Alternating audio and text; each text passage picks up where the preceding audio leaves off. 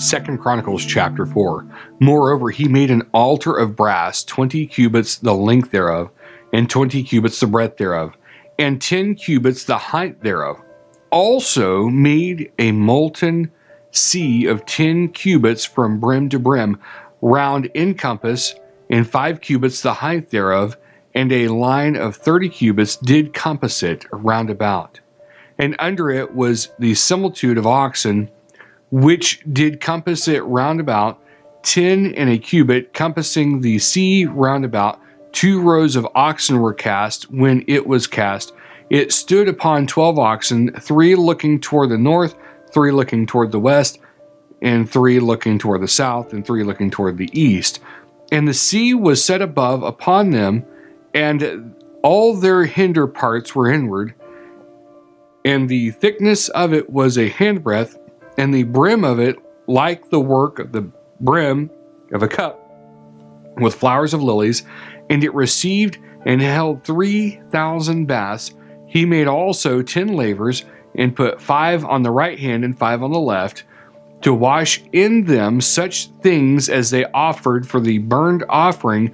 They washed in them. But the sea was for the priests to wash in. And he made 10 candlesticks of gold according to their form, and set them in the temple, 5 on the right hand, 5 on the left.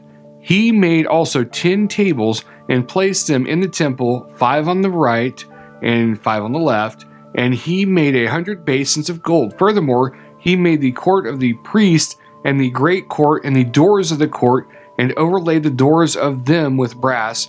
And he set the sea on the right side, and on the east end opposite the south. And Huram made the pots and the shovels and the basins, and the Huram finished the work that he was to make for King Solomon for the house of God. That is, the 2 pillars and the pommels and the chapiters which were on the top of the 2 pillars, and the 2 reeds to cover the 2 pommels of the chapiters which were on the top of the pillars, and 400 pomegranates on the 2 wreaths, 2 rows of pomegranates on each wreath to cover the 2 pommels of the chapiters which were upon the pillars. He made also bases and lavers. Made he upon the bases 1 sea and 12 oxen under it. The pots also, and the shovels and the flesh hooks and all their instruments did Huram his father make to King Solomon for the house of the Lord of bright brass. In the plain of the Jordan did the king cast them in the clay ground between Succoth and Zeredath. Thus Solomon made all these vessels in great abundance, for the weight of the brass could not be found out. And Solomon made all the vessels that were for the house of God, the golden altar also, and the tables whereon the showbread was set.